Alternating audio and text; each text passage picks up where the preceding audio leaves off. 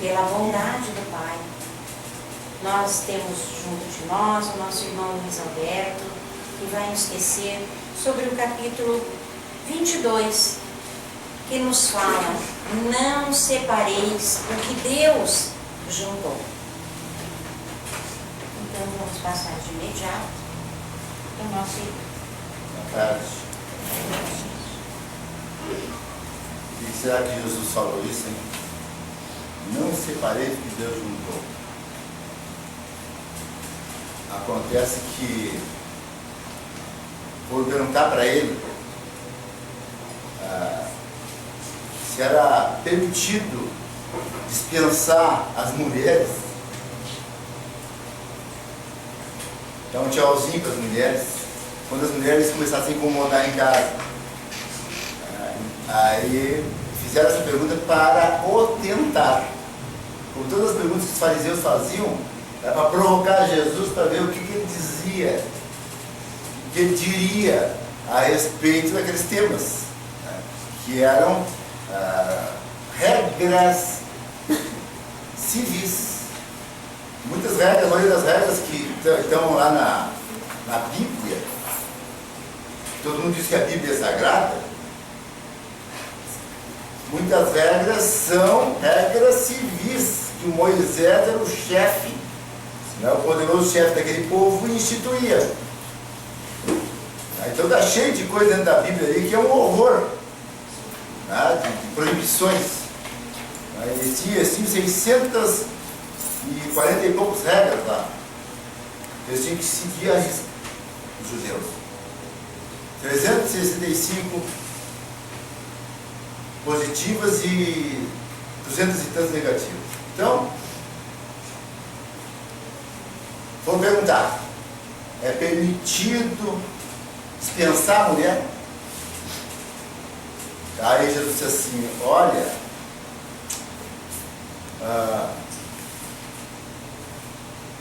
acontece que Deus determinou, está nas Escrituras também, na própria Bíblia está lá. Deus determinou que o homem saísse de sua casa, deixasse seu pai e sua mãe e fosse se reunir com uma mulher, e dali,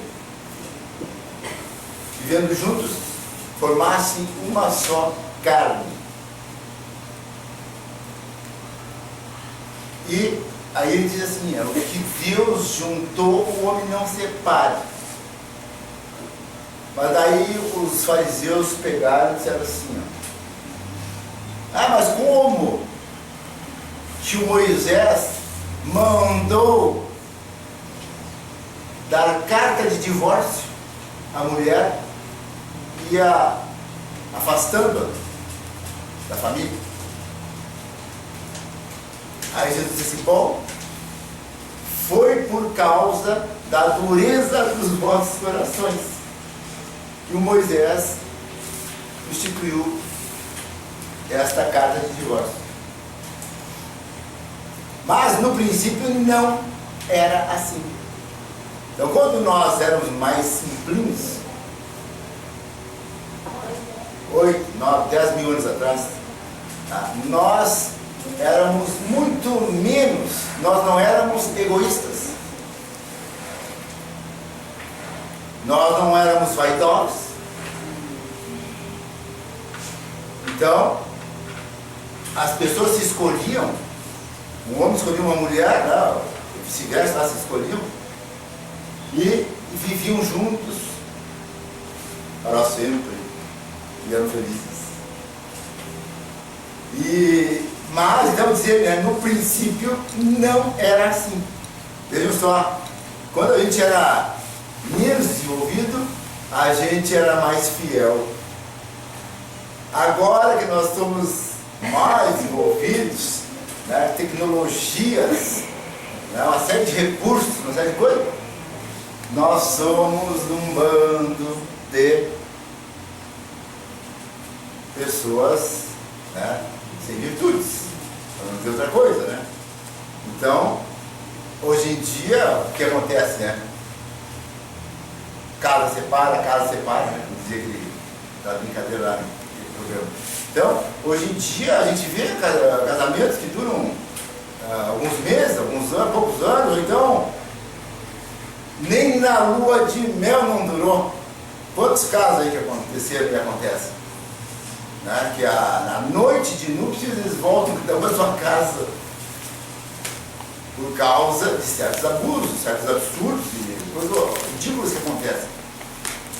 Mas então, quando nós vamos olhar o livro dos Espíritos, que é interessantíssimo, o livro dos Espíritos aqui, ó, 697, pergunta a Kardec: a insolubilidade absoluta do casamento está na lei natural ou somente na lei humana?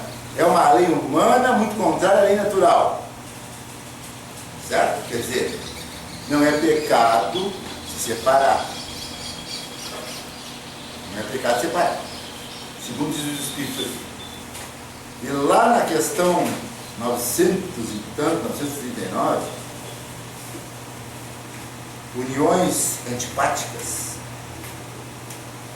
Aí o Allan Kardec faz uma colocação sobre os espíritos simpáticos são levados a unir-se como se dá entre os espíritos encarnados. Então, a gente simpatiza um com o outro, né? E vai, né?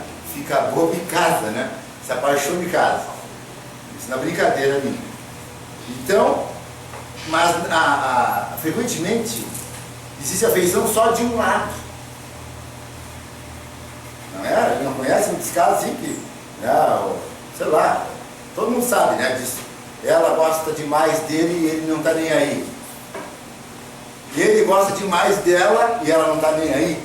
Está cheio disso. Então essa pergunta que o Allan Kardec faz aqui, ó. O amor mais sincero seja recebido com indiferença e mesmo repulsa?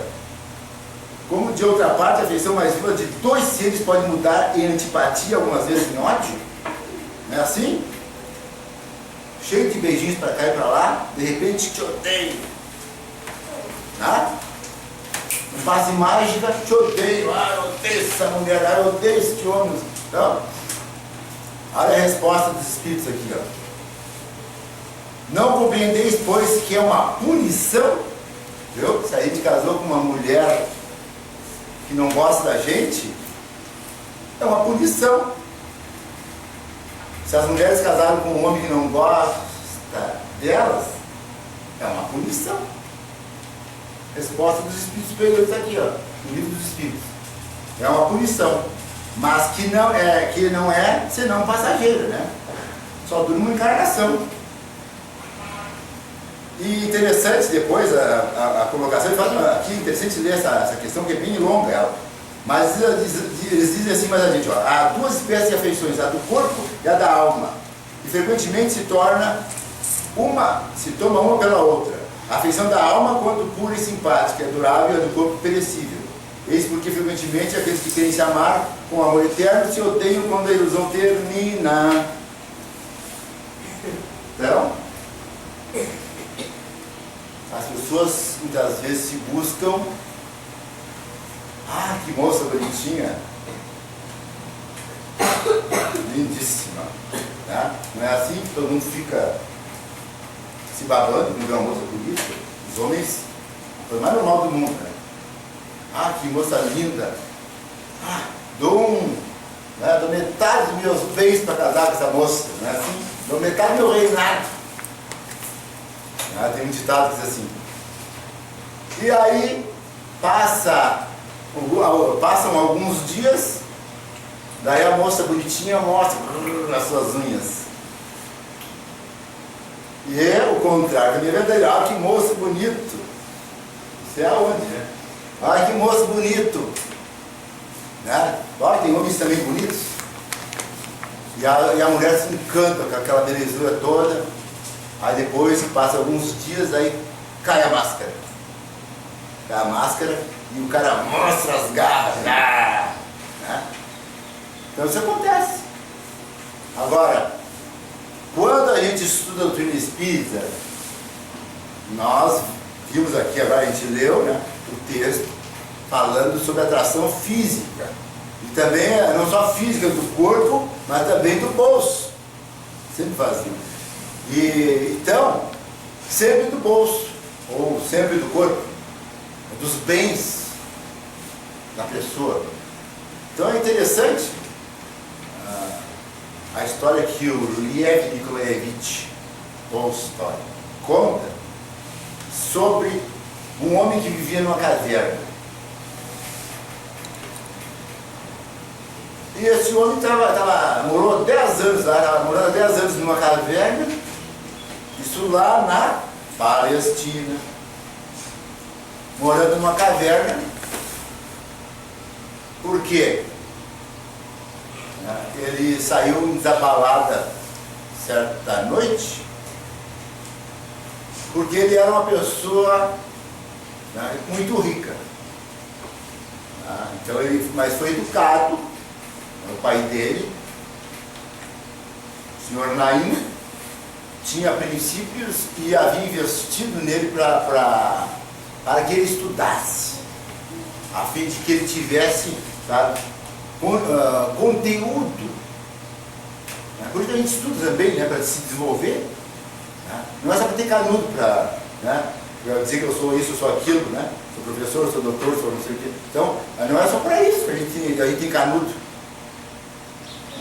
Canudo, obtido, é para que a pessoa se melhore, se aprimore. A gente está aqui na Terra para se aprimorar, para se melhorar. Então o pai do Tiago, o senhor Naim, colocou ele com os melhores professores daquela época, as melhores instruções, para que ele fosse uma pessoa equilibrada, porque o conhecimento traz muita coisa boa para a pessoa. Então aquele moço, o pai partiu para o além, e aquele moço herdou aquela riqueza toda, aquelas propriedades.